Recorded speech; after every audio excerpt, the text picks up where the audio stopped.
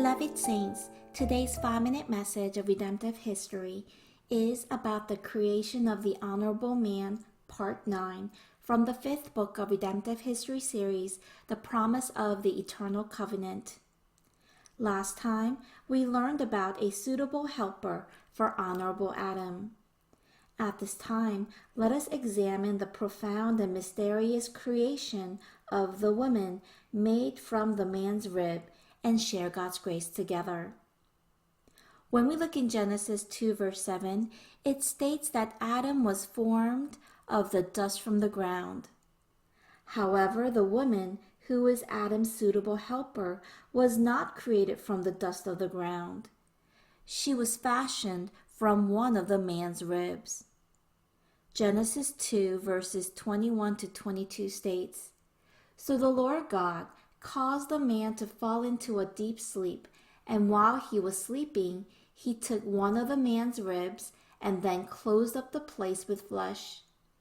Then the Lord God made a woman from the rib he had taken out of the man, and he brought her to the man."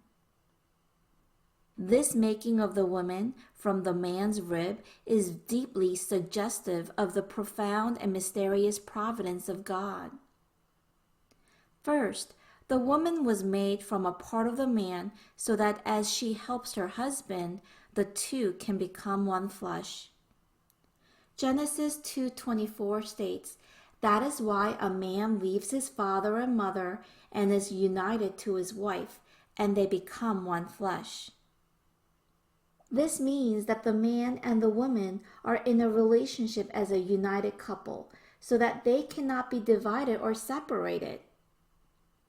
Second, it is to demonstrate the fact that the husband and wife are equal, although their roles are different.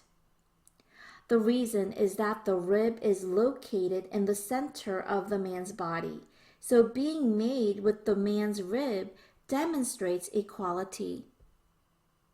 They may have not been equal if she had been made from a bone of a finger, toe, arm, or leg.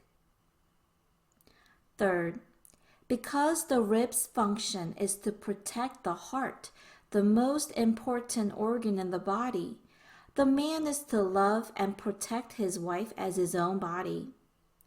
Ephesians 5:33 states, "However, each one of you also must love his wife as he loves himself, and the wife must respect her husband." Ephesians 5:28 states, "In the same way, husbands ought to love their wives as their own bodies. He who loves his wife loves himself." This is why, as soon as Adam saw the woman that God brought to him, he expressed his surging love in an inspirational poem and named her. Genesis 2:23 states, "This is now bone of my bones and flesh of my flesh. She shall be called woman because she was taken out of man."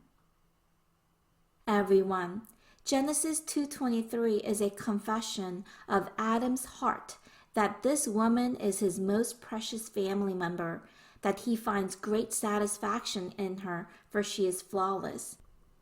It is his confession that he would love only this woman and be grateful for none other.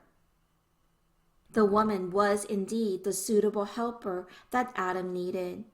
She was the one and only woman for Adam and the greatest gift that God had bestowed on him. Beloved saints, when the husband loved their wives as he loves himself, and the woman respect her husband, God's order of creation will be restored. Even if the person is unmarried and wants to stay single, a suitable helper or a co-worker of faith is necessary. When we love our fellow workers of faith like we love ourselves, a community of faith of which God is pleased will be formed. Today, let us make a confession of faith to each other that you are my most suitable helper, and let us glorify God in our life of faith. I bless in the name of the Lord.